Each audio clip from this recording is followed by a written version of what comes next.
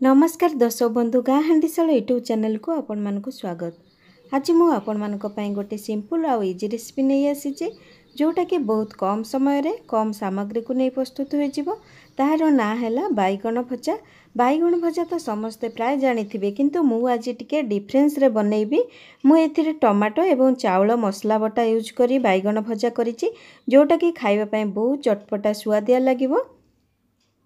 सबु बेले तो मसला पाउडर यूज करी बैगन भजा करती, थरे एहीपरि टमाटो आउ चाउल मसला बटा दे बैगन भजा करी देखंतु, देखिबे केते टेस्टी लागुची। वर्तमान टमाटो बैगन मसला भजा पई आवश्यक सामग्री प्रस्तुत प्रणाली देखि नबा। बैगन चेकी भजा पई प्रथमे देखंतु बैगनर साइज टिके बड़ नेबे। एई भली बड़ साइज रो बैगन नेले एई भली चेकी भजा करिया पई बहुत भलो लागि थाए। छोटो बैगन रे एते टेस्ट आसेनी। एडी मु अरुआ चाउल नेछि 2 चामच भली अरुआ चाउल नेछि। बेसी अरुआ चाउल नेबेनी, ताकू मु 8 घंटा पूर्व भिजाई की रखितिली। लंका गुंडा लूण हल्दी गुंडा नेछि। एडी मु 2टा टमाटो नेछि, जीरा 1 चामच, धनिया 1 चामच, रसुन एडी मु 8 कला नेछि।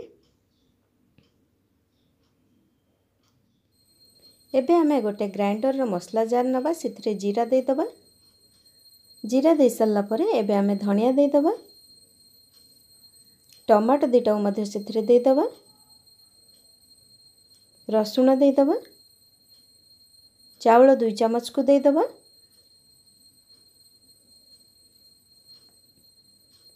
एबे एथिरे अल्प पानी देकी मसला पेस्ट कर नबा। देखंतु एबे हमरा मसला पेस्ट हे गला।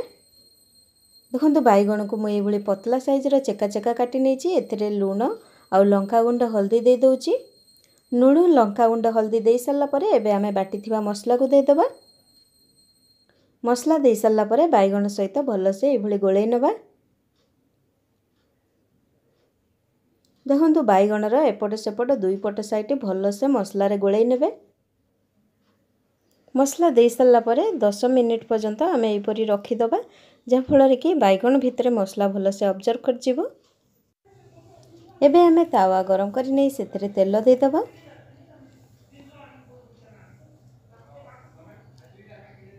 देखंतु बैगन मु 10 मिनिट रखी देइथिली, बैगन भितर मसला भलो से ऑब्जर्व कर जाइछि। एबे हमें टमाटो मसला पिठौ को बैगन रो दुई पट साइड रे भलो से गोळै के दबा।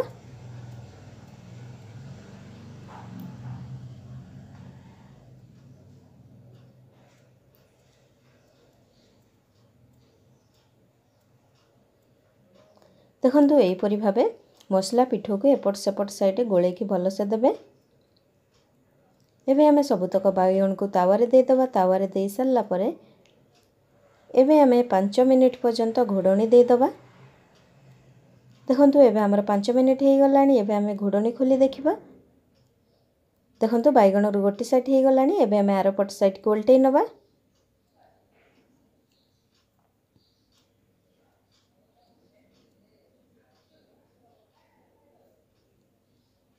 एबे तो हमरा गोटे साइड बैगन हे गलानी, पुनी एपट साइड हवा पई पुनी आउ 3-4 मिनिट पर्यंत रखि नबा। एबे हमें आउ गोटे चमच तेल दे दबा।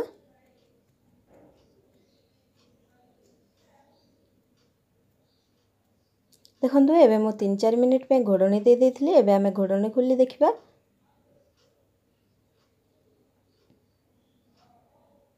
देखंतु एबे हमरा एपट साइड बैगन भी हे गलानी।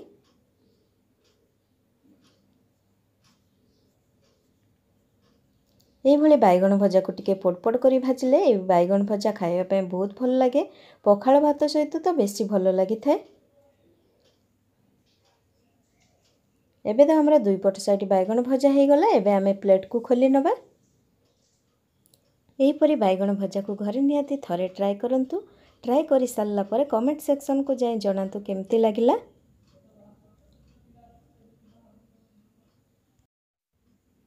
देखंतु वर्तमान आमर प्रस्तुत हे गला गरमा गरम चटपटा टमाटो मसला पिठौ दिया बैगन भजा। जदि आपण मानकु एही चेकी बैगन भजा रेसिपी भलो लागिछि, लाइक शेयर कमेंट करंतु। चैनल को सब्सक्राइब करि दियंतु। नुआ वीडियो रो अपडेट पाइबा पई पाखरे थिबा बेल आइकन को क्लिक कर दियंतु। धन्यवाद।